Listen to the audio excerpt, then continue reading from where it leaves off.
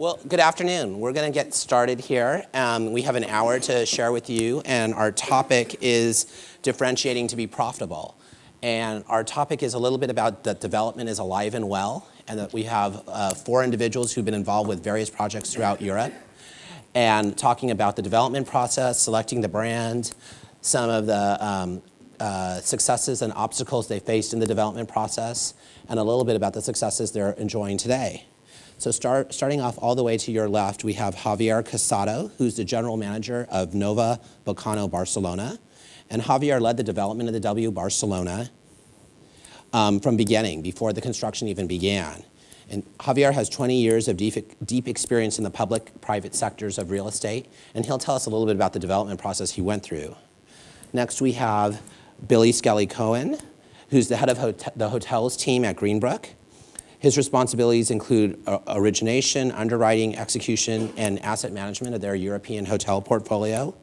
He was previously with Great Hotels, BNP Paribas Real Estate, and when he was at Voyager Partners, he helped with a key investment in Fairmont Raffles Hotels International.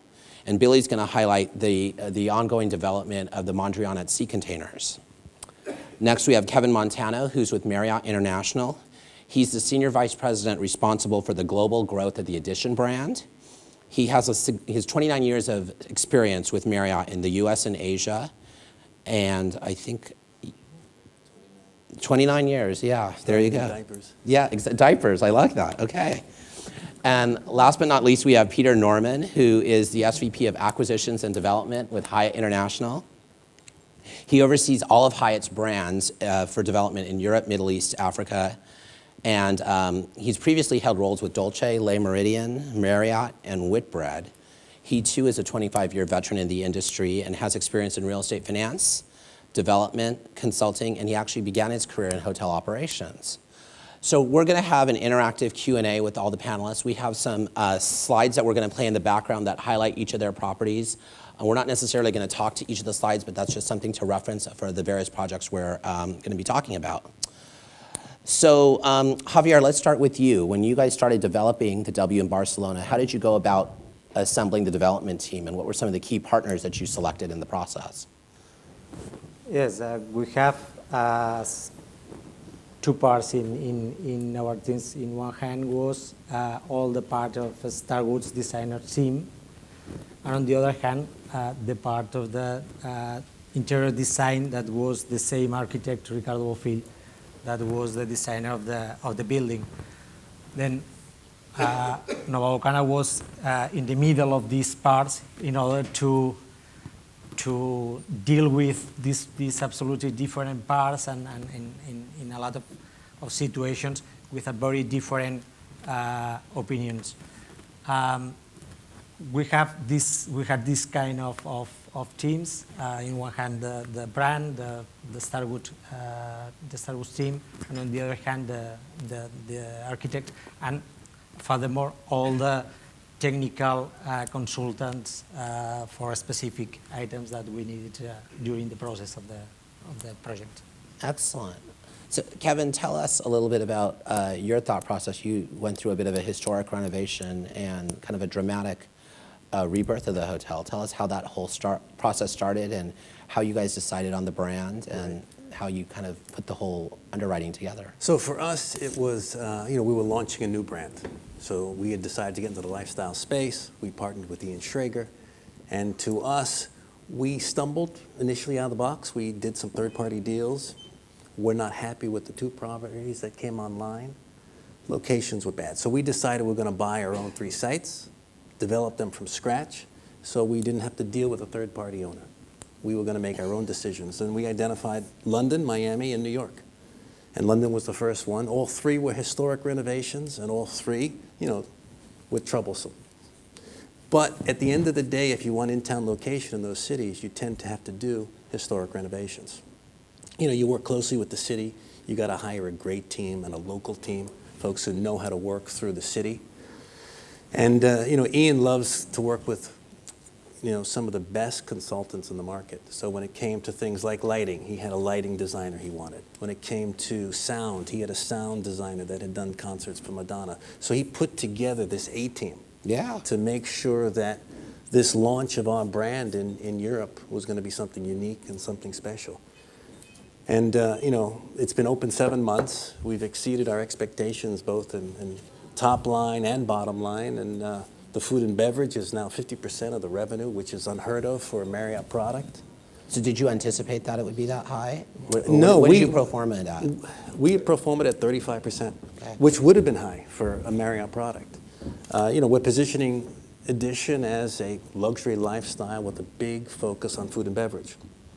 But when you go and pro forma your own deals, you tend to be conservative. And so what we pro forma, fortunately, was far lower than what we got. So we were ecstatic with our first new edition. Fantastic. Well, we'll come back to you in a minute. Peter, why don't you tell us a little bit about how you guys started in Amsterdam? Well, first of all, so the biggest struggle we had was when the customers sort of explained to us that they were looking for something a little bit different to what we were providing them with. And we went out there and they came back and they didn't even want us to use the brand Hyatt on it.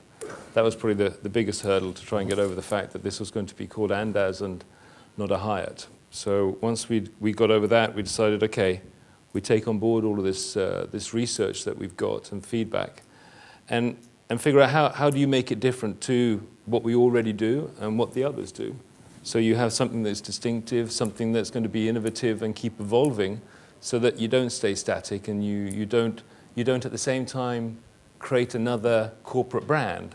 That it is true to the original aspect, which is it is individual, it is bespoke to that particular location and that particular neighborhood. And that was quite hard. So we started off, I think, as Marriott did, we took one of our existing hotels and we made sure that we were in control of our own destiny. So we had no partners there. It was a hotel that was the Great Eastern, the Liverpool Street Station in London. And we decided that that's where we were going to have our R&D facility and really explore how to provide the service first.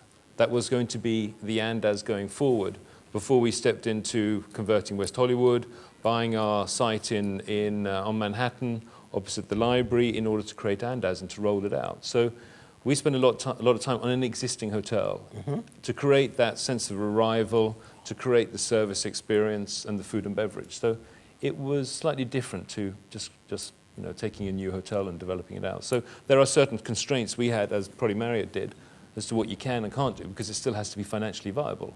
So you brought in a financial partner on Amsterdam then, correct? Amsterdam's third-party capital, yeah. And so we have West Hollywood is our hotel, Manhattan is our hotel, San Diego is management, Wall Street is management, Amsterdam, again, is a management. When you come down, we recently announced Andaz in Munich, again, third-party capital.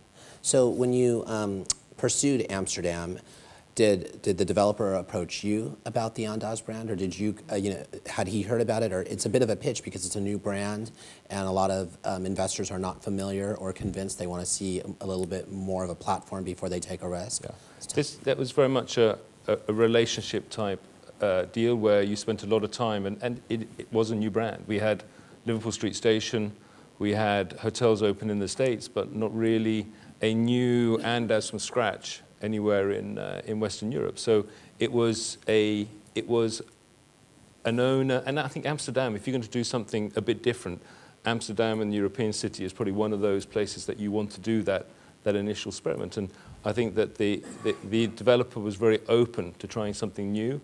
He had an interior designer that got it straight away and understood it. And so I think we were very comfortable with that combination in that particular city in order to what we believe secure what we believe the essence of Andaz would be in that particular location, because Andaz will be different in each location, and it is different in each location. So I'm going to ask you one more question, then we'll jump around a little bit more. What are some of the common brand pillars or design elements that stitch together the Andaz brand, and how did you highlight that specifically in Amsterdam? When you walk into an Andaz, you're not going to recognize you're not going to be able to tell that it's an Andaz from the interior design. You're going to recognize it because of the way that you are served, that sense of arrival, in that there is no concierge desk, bell desk, reservation desk. It is very open, there are no barriers. And the more we can knock down the barriers in that ground floor public space area, the more we create the and as feel. And that was the struggle at the Liverpool Street Station. But that's what we've managed to do in Amsterdam, in West Hollywood, is to create the barriers, the no barriers from a physical sense, but also the no barriers from a service sense. So the same person will check you in, will take you to your room, will give you advice on restaurants. So it's not only the physical product, but it's the service that has to change as well, totally, to what we do in our other hotels, the way we approach it. Okay. So Billy, you have a hotel that's going to be opening up soon. You're doing the Mondrian at Sea Containers. Tell us a little bit about how that project evolved and how you selected a brand and how's the process going? Well, the group had actually owned the property for about a dozen years. They originally bought the property with 75% leased of it to the government, and when they bought it, they thought, when does the government ever leave?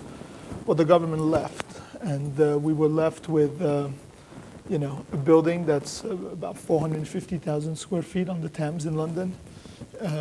Sea Containers, as some of you might know, was actually originally built to be a hotel, but never ended up being a hotel. It always operated as an office.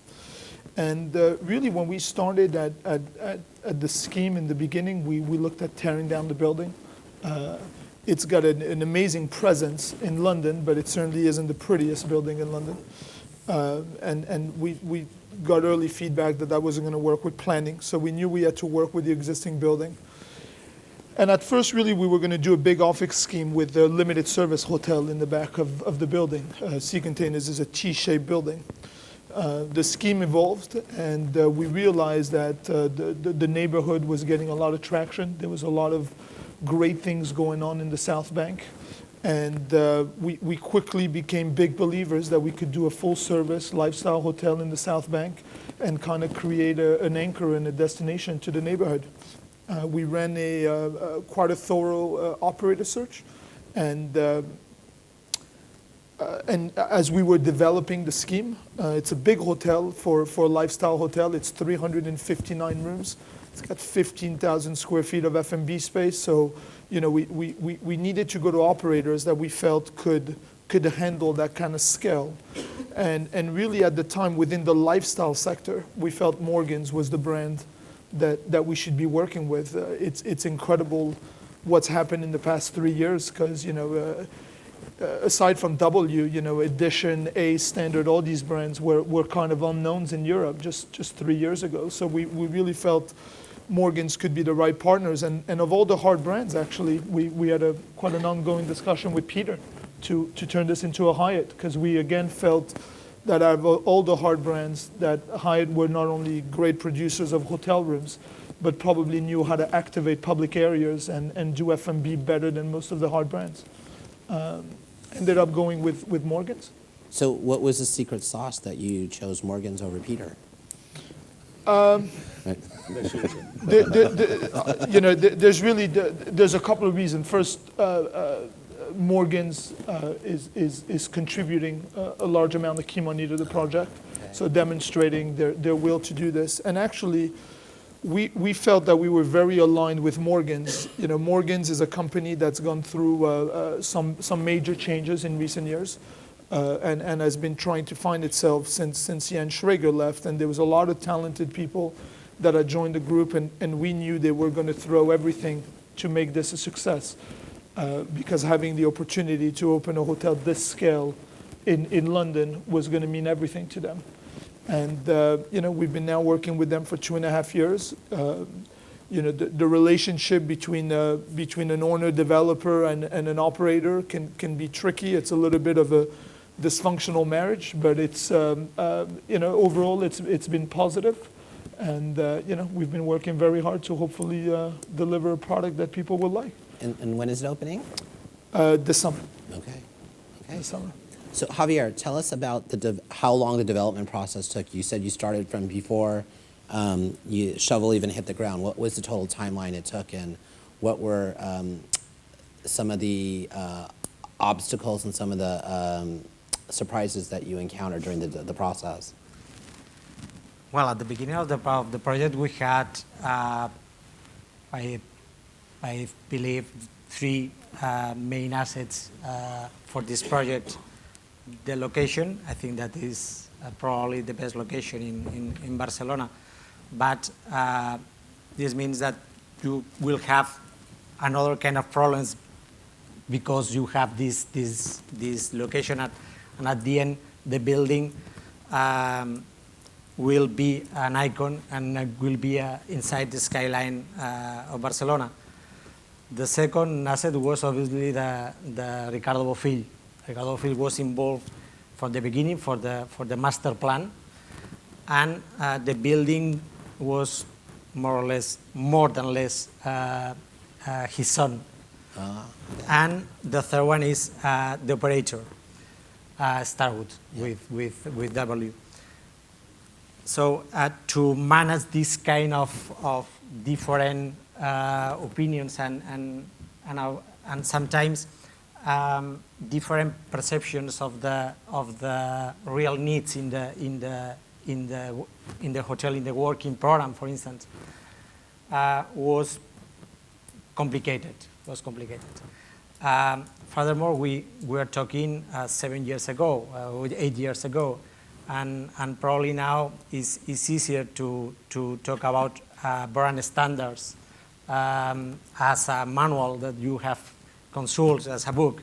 Right. But 8 years ago, the standards of the brands were in the mind of the designers, and we had several changes in the designers, and therefore we had to adapt in a continuous process all the concept that the brand understood that were better for the hotel, but we had an architect with very, very strong style, and to combine both styles was the biggest challenge, probably.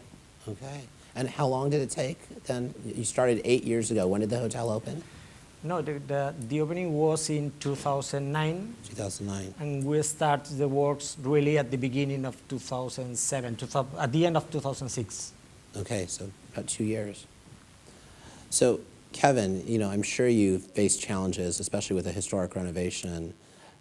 Did you open on time and on budget? Unfortunately, we did not open on time or on budget. But we were very happy with the finished product. Okay, there you go. I mean, to be frank, Marriott's not a builder. We're a hotel operator. But we wanted to get into the space and we want to control our destiny. So, the board authorized $1 billion of money for addition. We went out and bought 4 sites, and we're building 4 hotels. And from our perspective, yes, we stumbled on the first one a bit, but we're ecstatic with the end product. So what were some of the things that led to construction delays or? Well, the historic renovation and what you can and cannot do. Okay. And anyone who's done just a renovation of their home, you start taking down walls. And you see things that you didn't plan, which just ripples through the schedule. We had restrictions on what we can and cannot do in terms of the hours of the nightclub. So there's a whole host of things that we have to work through operationally, as well as because we're in this neighborhood and this historic renovation. But aside from maybe some touch-ups on the corridors, we're not touching the hotel. Sometimes you open up a bespoke hotel that's unique and distinctive, you finish it and you're like, I don't like that, and I don't like that, and you go back and do it, redo it. If you're doing a hotel, that you've done before, Marriott, Ritz-Carlton, we sort of know how to do those, and it's rare for us to have to go in and do something different after we've opened. For the London edition, we're going to do something different with the corridors, but other than that, we're very happy with the product. Peter, how's the Andaz doing relative to your underwriting, and how has it been accepted by the marketplace? I think the Andaz in Amsterdam's got great coverage. The Andaz is all, if you think we've only got 12, the market awareness is quite high of Andaz, especially in Asia where we have less Andaz, but it means more in Hindi than it does in any other language, which it makes it also an interesting brand to play with in those markets. It has created a lot of awareness, especially the Amsterdam one, because it is so unique and it is so typical Amsterdam. I don't think you could be any more Amsterdam than when you're using the the crosses that are the brand of Amsterdam within the design of the hotel, and you're bringing in the history of the city. So the worry was it's going to be kitsch, but it's not kitsch. It is just very, very local, and it has that culture from Amsterdam, which is great. So that's generated a lot of awareness. The one on Wall Street, the Liverpool Street less so because it was an existing hotel. So that probably had the least coverage when you look at the exposure. But the others, because they're all so unique and each one's so individually different, they've done really well from an awareness standpoint. So I'm going to open up to questions in the audience, so people be thinking about any questions they want to ask, but I'm going to ask Billy one more question. Billy, tell me a little bit about nuts and bolts on your project from a development cost standpoint and underwriting standpoint, whatever you're able to share. Well, Sea Container is a big project. These guys have been, especially Kevin, talking about renovating within a historic building. We've been quite lucky that Sea Containers is not a listed building, but the building certainly has thrown some surprises at us. In addition to this, we added a major complication to the project, where it's a mixed site. It's 359 rooms and it's 300,000 square feet of office space. And we have a hotel floor sandwiched between office floors, and we have shared M&E throughout a building. So it's been a challenging project. The problem is when you're in the middle of a project, it never seems like things are going well. You're constantly putting out fires. I hope one day we'll be able to take a step back and think that we ended up doing pretty well. Are we all over what we thought we would spend? Of course we are. In a project like that, I think you always are. But I think in the scheme of things, things have been going pretty well. We had an added complication that's actually shows early success of the project is we're fully let. So we have 3 anchor tenants that are taking the whole building on the office side. And that's been terrific from a financial point of view to open the hotel knowing that all the offices will be let. But having 3 tenants to start their fit out as you try to open a hotel, all these things are quite challenging and can slow down the project. Okay. So, Kevin, you said you were pleasantly surprised by the uptick in F&B revenue. How is the hotel performing from a rate and occupancy relative to your underwriting? Both the rate and occupancy is greater than we pro formed, as well as the food and beverage revenue. I think what happens is once the food and beverage revenue takes off and the hotel becomes a place people want to eat, people want to drink, it just drives more consumer awareness quicker than we thought it would. So the ramp up was dramatic, and that feeds the hotel. It just does. I mean, it's not part of our Marriott model that food and beverage would feed occupancy in a hotel, but we're seeing that happen at the London Edition. Oh, that's great. Yeah. Do you have any questions from the audience? Anyone want to ask anything? Okay, we'll keep going with our questions then. Peter, let's start off with you. Hindsight's 2020, so if you could do something differently on the property, or if you can make a change to the property now, what would you consider doing? I think there's probably in the Amsterdam property, probably a few more meeting rooms. Okay. But then we were restricted with regards to space, and it's a UNESCO area within Amsterdam, so there's only so much you can do. But I think that would have been interesting to put some more, and our studios, which is a concept where you have the kitchen within your meeting room, so it's a display kitchen, meeting room, and a lounge. And that's very popular, and to try and have more space to create more of those particular rooms would be very helpful. In Liverpool Street, we keep on going back and tinkering with it. You've got to keep on, you can't let a brand stand still. You've got to be innovative, you have to make the changes. So in all of them, we are constantly looking at how we can improve within the existing envelope what we've delivered. So Liverpool Street, which probably 2007 was when it was rebranded, I think 2008, we've already changed 2 of the food and beverage outlets. We've created a lounge area. So we just keep on innovating the hotels and the brands. The older they get, the more clever you have to be as to how you approach it, and you still have to leave that spirit of the brand. So was group demand a significant part of the underwriting, or was that a pleasant surprise that the meeting space was so successful and you didn't have enough? That was one of the ones where we didn't anticipate how successful I mean, in hindsight, because we've now opened them in other of our Andes hotels, and they are very, very popular because it's a different way of holding your function, holding your meeting, and people like it. But there's only so much you can do within a GFA that you've been given by the planning department or within an existing envelope. Right, okay. So Javier, it's a W Barcelona, very iconic building, ground up, new development. Tell us a little bit about your process in terms of selecting W and Starwood as the operator. Were you debating amongst others, and what sold you to go with W? Because it was the first new build W in continental Europe, as I understand. Yes, really the first one was in Istanbul. Oh, Istanbul's, yeah. But that was a renovation. But it's smaller. The biggest in Europe is Barcelona. The selection of the brand at the beginning of the project in 2004, 2003, was looking for a different kind of hotel that we had in Barcelona, and looking for this differentiation, we selected Starwood and W. And this means that was the first big project for the W people in Europe, and we had together to adapt a little bit his brand and his interpretation of the brand during the process. Because obviously the typical big W was in New York or something like this, and to adapt this kind of project in Europe is absolutely different. In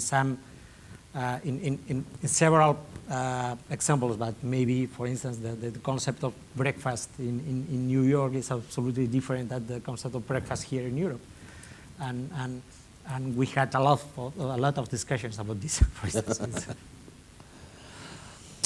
So, Kevin, you mentioned that it's exceeding your expectations in terms of rate, and I think there's a little bit of a confusion within the industry about lifestyle brands and how they're rate positioned versus your traditional five-star luxury brands like Ritz-Carlton. So how are you positioning Edition, and how has that come together from a rate positioning and then maybe a consumer profile standpoint as well? Right. So we consider Edition luxury lifestyle. Yeah. Okay. And so the service of a Ritz-Carlton with a little more style and verve and modern contemporary. Depending on the city, we either are positioned slightly above Ritz-Carlton or slightly below. Okay. For example, in Miami, we're positioned above the Ritz-Carlton. It's a function of, the Ritz-Carlton is a bit of a group hotel, so they have a big group base. It lowers their rate somewhat. In Manhattan, we have two projects. The Clock Tower project is positioned above the Ritz-Carlton in Battery Park, but below the Ritz-Carlton on, Central Park South. Yeah, yeah. And, from our perspective, we're luxury lifestyle. The rate's going to be dictated by our location and the facilities. And the market. Well, always the market. So let's talk about, again, Andaz versus Park Hyatt. Again, luxury lifestyle. It all comes down to location and the product you've got, okay, and how it fits that location. Your rate can change significantly walking across the street. So it really depends on where it is and where the comparison is. But in general, the Andaz is a full-service hotel. You can get your breakfast, lunch, dinner. You have conference. You have a fitness. You have a couple of treatment rooms. So it sits in that full-service area, but it sits at the top end. But it's not as upscale as the Park Hyatt, which is a flagship brand. So you recently just opened up the Andaz in Maui, so the Yeah. first Andaz resort. So what were how did the brand transfer from an urban setting to a resort setting, and how did you differentiate it, and what were some of the opportunities you were able to execute on? One has a beach, the other has a road in front. Right, yeah, exactly, obviously. And one has a pool and the other one doesn't. But at the end of the day, it's not rocket science. One's in a nice sunny beach location with the sea lapping against the shore.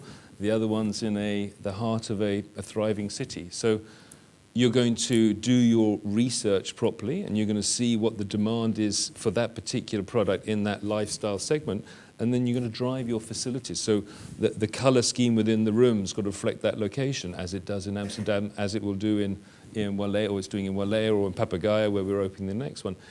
It's a different approach. You've got to have the balcony, you've got to have the open space, you've got to get the outside world coming in, because you want that feeling of being in a beautiful location.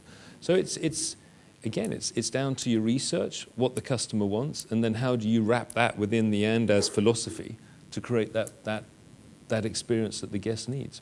So what are, within continental Europe, what are your other target markets where you'd like to see Andaz end up? We announced Munich at the beginning of the year, so that's just off Englischer Garten and Leopoldstrasse. So that'll be with that'll come up over the next few years as a part of a major mixed-use scheme. But you'd want to have Barcelona as a no-brainer if you could find the opportunity there. Madrid, I think that it will work very well. You could do another one. So you just have to look at our footprint, and you look at those cities where we don't have great representation, and that's where we'd want to be. So for us, Western Europe, we don't have a wider distribution as some of the other brands. So for us, we're always looking for not only Andaz, but our other brands as well. It's important for us. That's where our guests travel to, and that's where we need to be able to provide them with the brands that they like to stay in.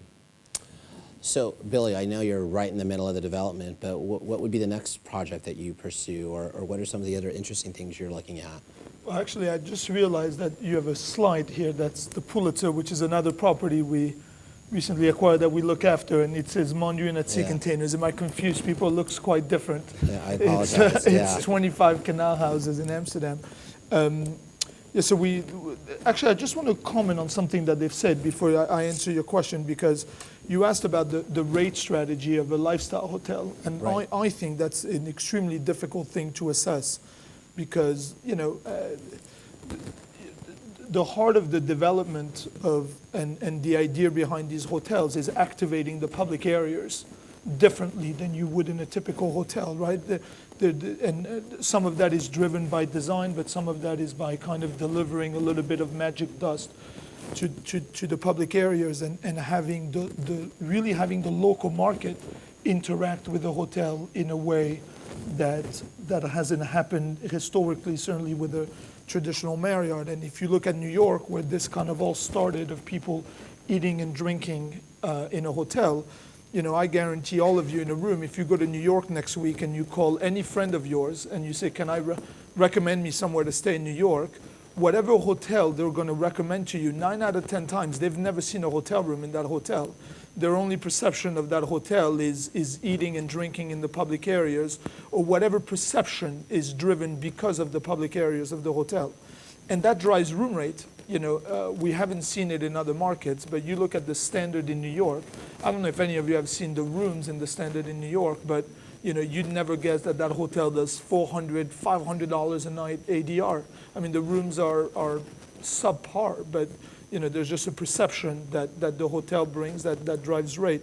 So I think when you're asking people how they're positioning rates, the success that you have in the public areas and the magic you can create has such an impact on what you can generate on room rate that it's really difficult to assess, because then it's all about the local market. Having a successful bar and restaurant in a hotel is all driven by how credible you are to the local market. It's an interesting point you make, Billy, because Amsterdam's a good one, where you have the Conservatorium and the Andaz, the two new brands in the marketplace, both of them quite lifestyle-led, and it's lifting. Those are really busy food and beverage areas.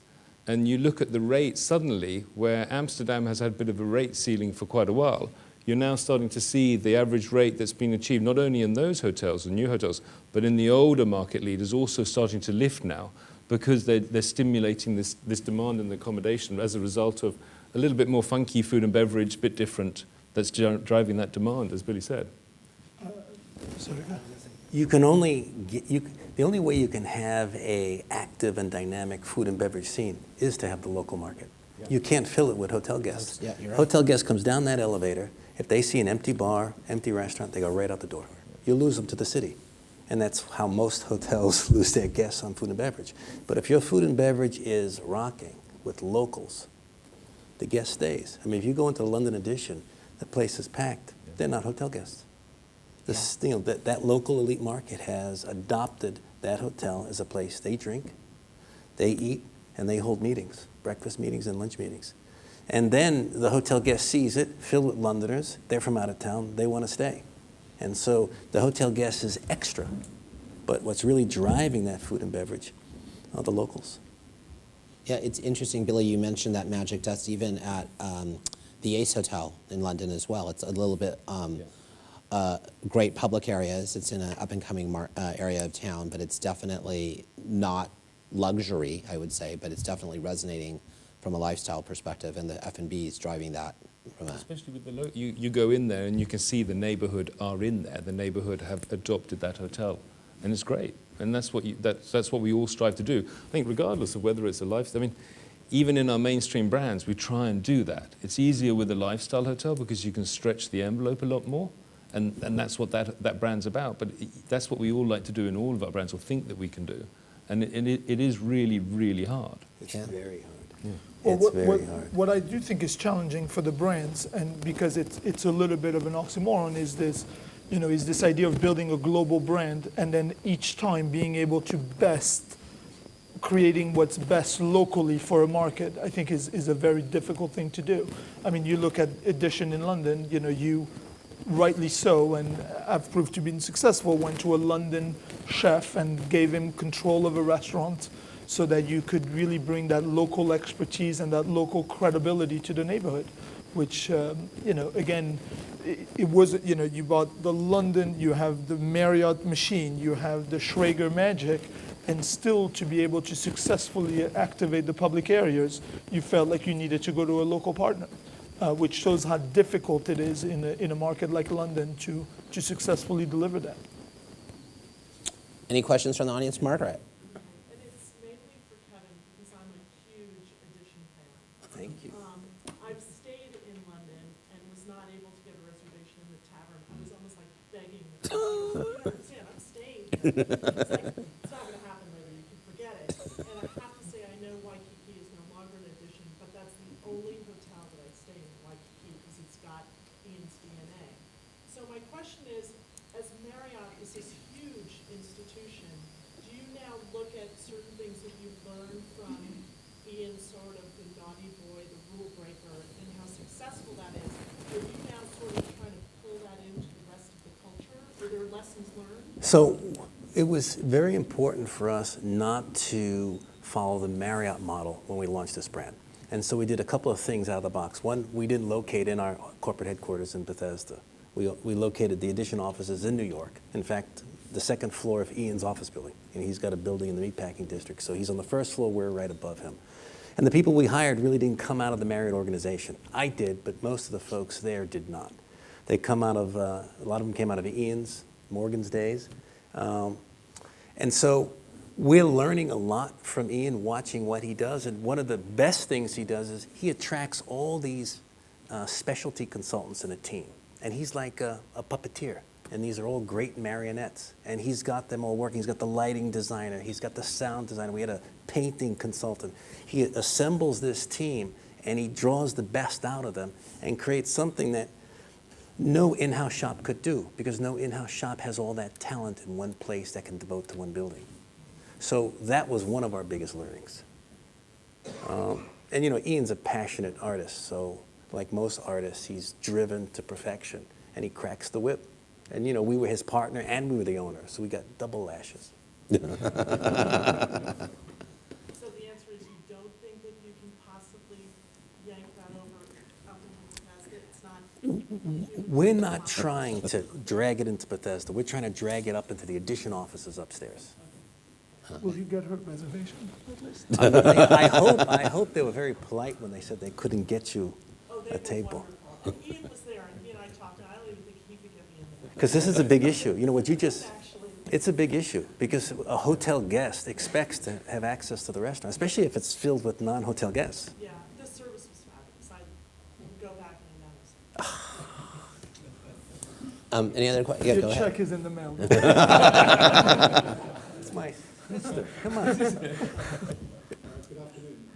Now that we've got the Marriott a bit out of the way, but the thought strikes me, when I look at this imagery that you've got up on the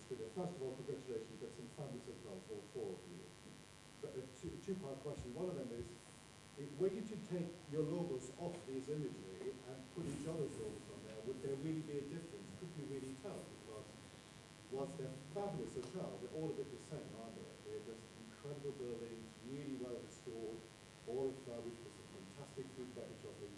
But does the brand really matter there? My second part of the question is, when you look at each other's brands, do you actually learn anything from each other? Do you pick up things saying, you know what, Anders does it much better than we do, perhaps we should think about this, or Morgan's does a great job, how about if we try and put some of that into our own place as well?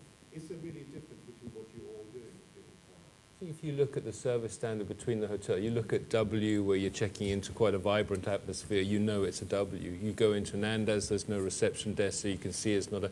So once you become a guest of those particular brands, you get to see certain features that you will recognize. But the interior design, and I know what you mean, because we're competing, I think the sector evolved from competing with like number one Aldwych, the Sanderson, hotels like that. Therefore, they are meant to be independent. They're not meant to have that cookie cutter approach. They're meant to be individual. So I see what you're saying. That's probably, to a certain extent, that's probably true. Not to the customer that uses it, that searches out those brands, because they like it for certain aspects of the brand. But yes, I can see from not knowing the brands in depth, you'd probably look at it. But then, at the end of the day, that's what we're trying to create, is an independent feel that you're not part of the system. But coming to your other point, then do you need the brand? Yeah, you need that reservation system, whether it's Marriott's one, our one, Starwood. You need to fill that hotel. You need to be able to tap into all of the demand generators that each of the big brands can do. Otherwise, you're going to struggle. And you see that. When you see the positioning of W's and as is Morgan's within cities, you can see how they position versus the independents if they're in a similar location and have that similar unique bespoke type design. You can see which ones are tapped into a powerful system.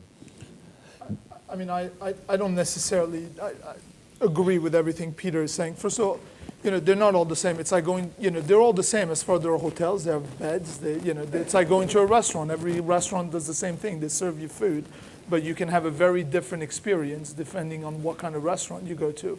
It's no different with hotels and brands. I mean, we're not a brand. We're investors, and we select different brands for different projects. When you go to the lifestyle sector, the thing is, a brand is just one piece of the puzzle. You go back even to Marriott, right, who were in the edition there, they were owner, developers, and the brand, and they're still just one big piece of the puzzle. From our end here, to develop this type of hotel above and beyond kind of just a box hotel, you need the right brand. You need an investment group that has a good head on their shoulders. You need the right consultants. You need the right designer. You need the right F&B concepts. You need the right bar concepts, and all of that needs to come together. After that, there is something, which I certainly hope we'll have with Sea Containers and whatever other projects we're involved with. There seems to be a little bit of magic that needs to come together with these projects that you can't quite feel or touch. That, some people are better than others. Obviously, somebody like Schrager seems to be able to recreate that magic in most projects that he's involved with. And even somebody like him, who's been overly successful, has had a couple of failures along the way. So I don't think you can say that they're all the same, and you can say that it's a brand that puts this together. Because the reason from an investment perspective that you would do a lifestyle hotel above and beyond a normal hotel is you hope that you're going to drive more food and beverage revenue, and therefore you're going to get higher room rate, and therefore you're going to get higher profit. But to get that incremental revenue and profit above and beyond a normal hotel is hard work. It is really difficult to do, and it is harder and harder as all these brands are doing it, and customers are raising the bars, and competition is raising the bar. It's difficult. And it starts right at the beginning, when, as Billy said, when you choose your team, and we tend to go for the changing the team each time because it has to be relevant to that particular location. But we are the same because we're all different, and we're all in that very pushing the envelope with regards to design in all of our locations. But that difference makes us sort of similar. But that's why we don't put our core brands on any of our products, because we're trying to be different. So Billy, when you were going through the initial development process, did you ever contemplate operating the hotel independently, or was it a given that you were going to put a brand on the? With this particular project, we didn't, right? I mean, we're not in the business of operating hotels ourselves. We might look, for example, at the Pulitzer in Amsterdam differently. I mean, that's a very unique property. It's 25 canal houses put together with a 20,000 square feet garden between the houses. It's a very unique property. So that's something potentially that we would feel needs very kind of tailor-made management. But 359 rooms in London, we always felt that we needed the support of a brand. Yes, reservation system is very important, and having that infrastructure supporting you is important. But it's just, with these type of hotels, it's only one piece of the puzzle. It's a very important piece because it's your long-term relationship. It's that dysfunctional marriage you're entering into. But it's so with Sea Containers, we never considered it. We were always going to brand a hotel. And Javier, did you ever consider having the hotel operate independently, or was it a given that you were going to put a brand on it? Sorry, interrupting you, please. Did you ever consider operating the hotel independently without a brand, without Starwood as a W?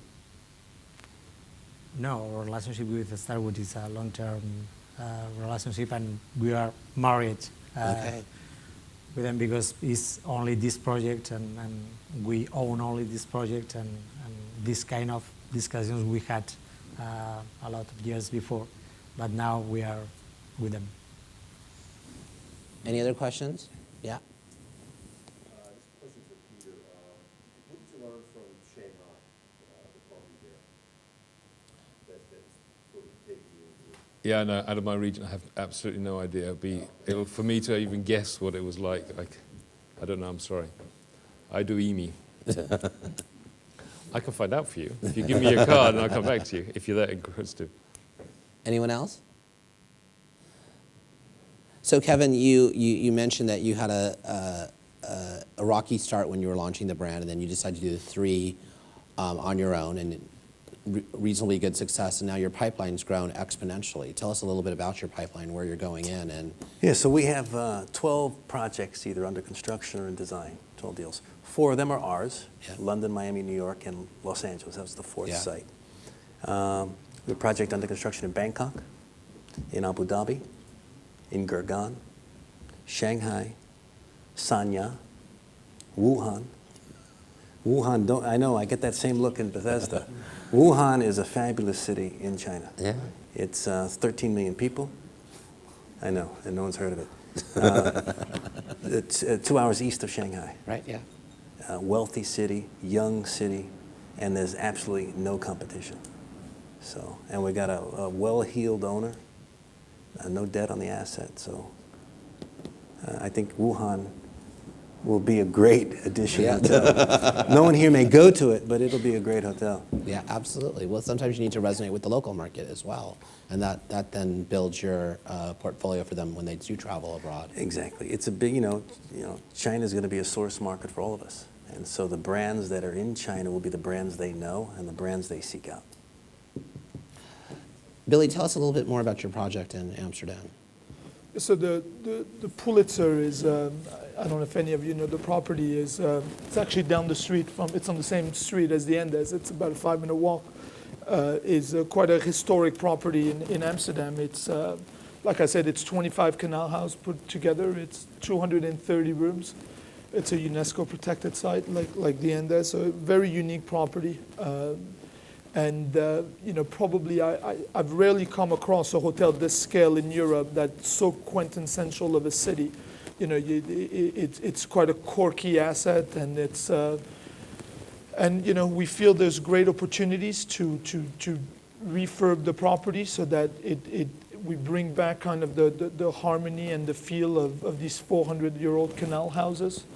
And again, talking about the local market, we think today the Pulitzer is quite a well-known brand in Amsterdam, but nobody from the local market interacts with the property. nothing wrong with the restaurant and the bar, but they're just a bar and a hotel restaurant, and we think they're in such a phenomenal location and such beautiful surrounding that if we can put together the right concept and the right design, combined with the right operation, that we really again have that opportunity to become an anchor to that neighborhood, which is to us a big stepping stone in repositioning a property and making it more profitable. So you haven't made a decision on branding yet? Not yet, not Okay, so final. You guys could write submissions to him, maybe negotiate a deal. Well, yeah, well, it's a good point. Anyone else from the audience? Yep. Sorry, Kevin. I appreciate Bangkok to make that project economically viable in a market where you've got a tremendous amount of supply, you've got a lot of innovation, and there's a lot of opportunity to walk out the door and have a lot of fun. So, I mean, how are you going to keep people there and generate that kind of F&B revenue that you're seeing? I mean, London, New York, you guys are really picking some tough cities to make a success in. I'm more interested in the tougher cities. All right, okay. Bangkok. No, excellent question. So Bangkok, we're building what's being built is the tallest tower in Thailand. And the top 39 floors are luxury residential units that carry the Ritz-Carlton brand. So it's mixed use, Ritz-Carlton residences on top and Edition Hotel below. The developer wanted a hotel in his building. He wanted to offer residential units that had the full services of a hotel. But he also was marketing to a very young, hip, wealthy Bangkok set, as well as expats. So they were looking for a hotel that was really going to be an anchor to their project. One of the things we're doing, we're putting in very large rooms, much larger than you'd see in London or New York, almost 55 square meters, which is big for us. The finish, beautiful fit and finish. He's spending a lot of money. It's only 135 keys, but the facilities will be fantastic. And between the residential up on top, hotel below, we think we'll have a dynamic food and beverage scene, even though Bangkok has so many offerings. So the fact that it's such a big project with a big tower up on top, we think will help us. Why did you put the addition on the branding of the residences? Well, because we signed that deal before we had a single Edition on board. And the ownership group was saying, hey, I love you guys, but I've never heard of Edition. And this is an $800 million project. I want a brand that, will resonate with the buyer of a luxury residential unit. And that at the time is Ritz-Carlton. Now, we just did the 24 residences on top of our Miami Beach hotel. And we've had phenomenal success from a price point. We're achieving $3,000 a foot, which is almost unheard of in Miami. Yeah. And what was nice about it, there was only 24 units. So again, it's unique, one of a kind. We had one buyer, we were worried because we had big units. And one of our first buyers took the 2 penthouses and combined them. So we're left with the small units. Go figure it. But the residential, again, from our pro forma, we thought we'd be hitting this on a per square foot price. We hit here, and so it drops the basis down far greater than we thought. So, yeah, Miami's been a great success for us. And when's Miami opening? September of this year, and it's sold. And when's New York opening? March, so a year from today, a year from now. When is Munich opening?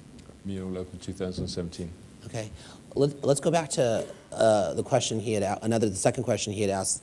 Is there anything that you are inspired by or learn from each other or from other hotels or other brands or? Well, I go to all their hotels. Yeah. I go to all the Morgan's Yeah. hotels. I go to the Anders hotels. I shop them all. Absolutely. And a lot of us are using the same interior designers. Yeah. So you go because you want to just, take the pulse of the patient. See how your competition is doing and try and take an honest assessment. How do you stack up to what you saw there? And if they're stacking up better, you got to go back and retool your toolbox. So I don't know about you guys, but I see all your product. Yeah, no, it's likewise, and that's where Billy made a very good point. You've got to be really careful when you choose your team. That's why we don't have in-house architects or interior design. We'll steer an owner towards what we believe is the right choice of consultants for that particular location and project. And it's making sure that those consultants are experienced and good enough to be able to deliver that what we want, what the essence of our brand is in each of those locations.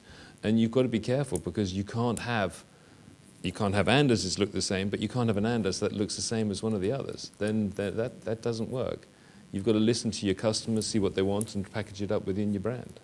And it is difficult to keep that momentum going, and that's going to be the test of all of our brands, to see how that it doesn't become another corporate cookie-like approach to that brand. Keeping that uniqueness, which is the reason we went into it, to compete with independent upscale hotels, those boutique hotels that were so successful several years ago. And how do you keep true to that particular goal? And for us, we're taking an approach very different from Marriott. The approach of Marriott, you figure out the box that works and you roll it out, and everyone knows what to expect, and they love that. For Edition, we're not using the same designers. Maybe 2 projects, and we move on to a different designer. And again, you just say, okay, we've done this, what's next? And if you look, the first 3 editions sort of have a similar DNA, and the next crew of editions looking slightly different. And that's our goal. I'm just trying to find the new professionals coming through, the new interior designers, the new food and beverage designers.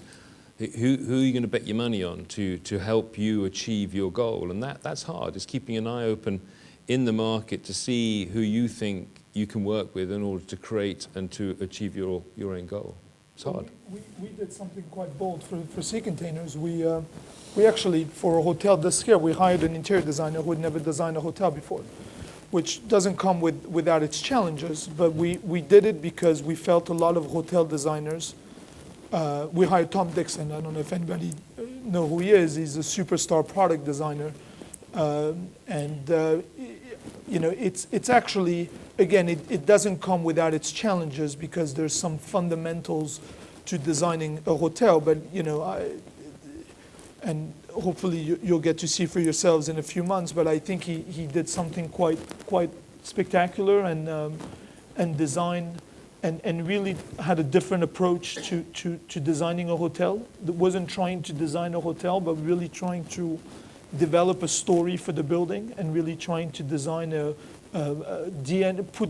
install DNA and create a journey for the guest in what is a pretty atrocious bricky building in the heart of London. And again, that was a gamble that we took on this development that we'll hope will pay off. We tend to do that.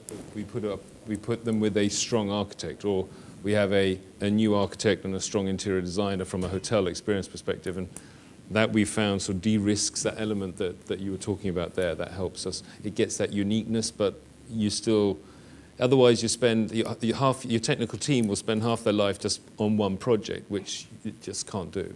Our architects were terrible. No, I'm kidding. He's in the room, so they were great. I'm just giving a hard time because I saw him in the room.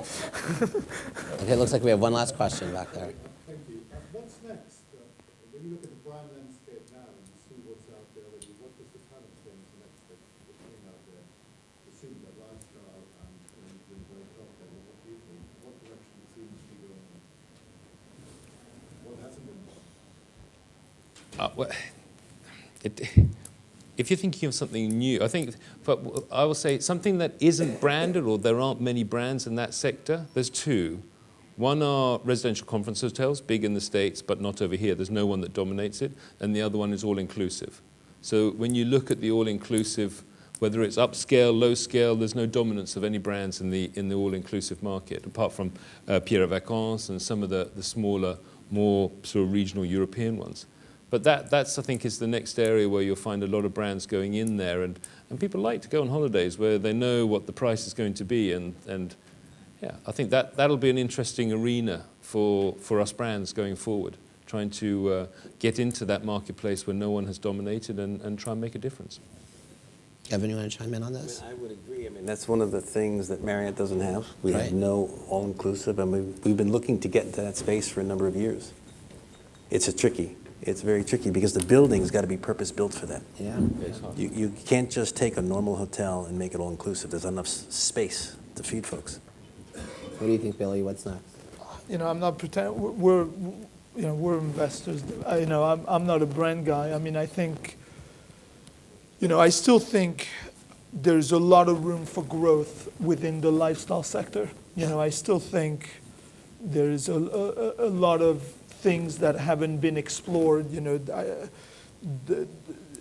from, again, it's all about going back to the local community. Right now we're just thinking about bars and restaurants, really, when you associate activating public areas of a hotel with the local market. It can probably be so much more than that with the right space. But who knows? Javier, anything to chime in? Yes, I am not the best in order to talk about this, because obviously with these guys here is they have more opinion than me. I understand that talking about as developer in a city as Barcelona, I think